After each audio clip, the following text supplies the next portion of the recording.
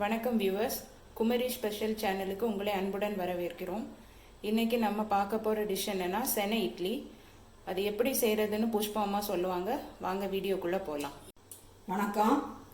செனை இட்லி தேவையான பொருட்கள்: இட்லி மாவு, அப்புறம் பாசிப்பயிறு அவிச்சது, சர்க்கரை ஒரு கப்பு, தேவையான உப்பு, சோடாப்பு மாவில் போட்டு கலக்க சோடாப்பு, ஏலக்காய் தூள்.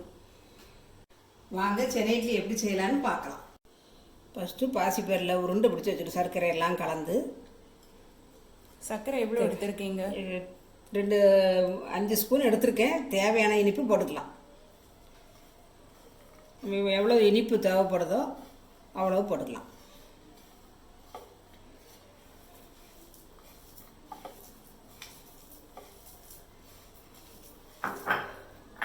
கொஞ்சம் ஏலக்காய் தூள்,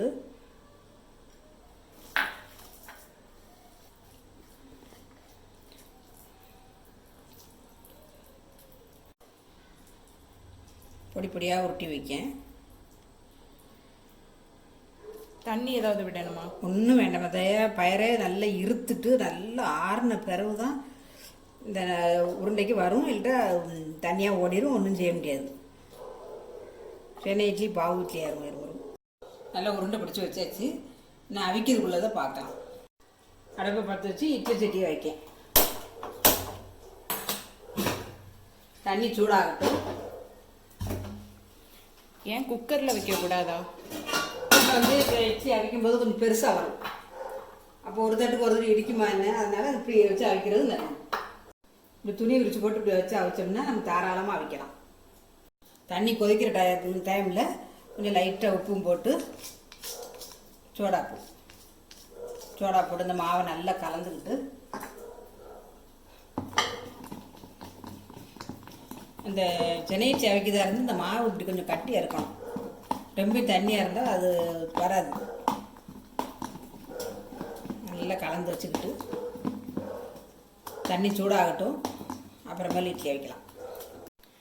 இட்லினா கேள்விப்பட்டிருக்கேன், அது என்ன செனை இட்லி? சென்னை இட்லினா அது மாசமாக இருக்கிறவங்களுக்கு இப்படி ஒரு 7 மாதத்துல 9 மாதத்துல இப்படி கொடுப்பாங்க. சென்னை இட்லி இப்படி கொடுக்கணுங்கிற ஒரு சாஸ்திரம். அதனால் அதை விரும்பி அதுகளுக்கு சாப்பிடலாம். பாசிப்பயிறு வச்சு அவிச்சிக்கலாம், கடலைப்பருப்பு வச்சு அவிச்சு கொடுக்கலாம். அந்த டைமில் அதை கொடுத்தா அவங்களுக்கு அது திருப்தி. குழந்தைகளும் விரும்பி சாப்பிடும். பாசிப்பயிறு வந்து உடல் ஆரோக்கியத்துக்கும் நல்லது. அவங்களுக்கு அந்த மாசமாக இருக்கிறதுனால அந்த குழந்தை உள்ள இருக்க குழந்தைக்கும் தாய்க்கும் இந்த பாசிப்பயிறு வந்து உடலில் சேரும்போது நல்ல ஆரோக்கியம் கிடைக்கும். கொதிக்கிற சவுண்டு வருது. இந்த மாவை ரெடி பண்ண போகிறேன்.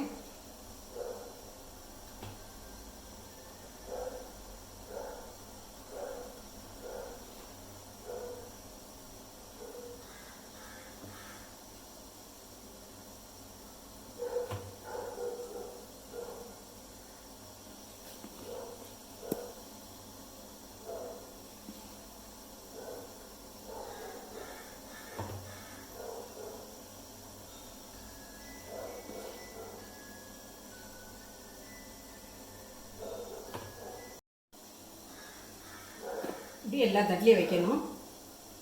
ஊற்றி வச்சுருக்கேன். அவிக்கிறாங்க. இந்த இட்லி அவியறதுக்கு எவ்வளோ நேரம் ஆகும்? அதை எப்படி நம்ம கண்டுபிடிக்கிறது? 10 நிமிஷம் ஆகும். 10 நிமிஷத்தில் எந்த காரணத்தை கொண்டு அவிஞ்சிடும்.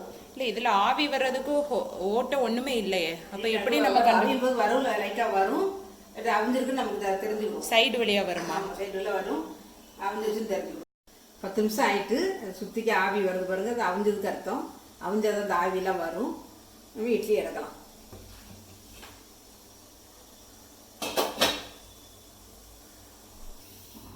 அடுப்பு ஆஃப் பண்ணிடுறேன்.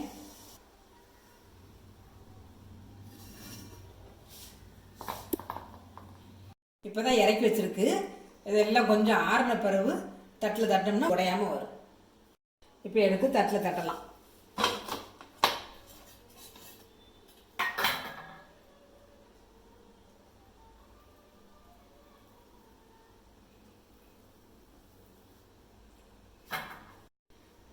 இட்லி பார்க்கவே அழகாக இருக்குது.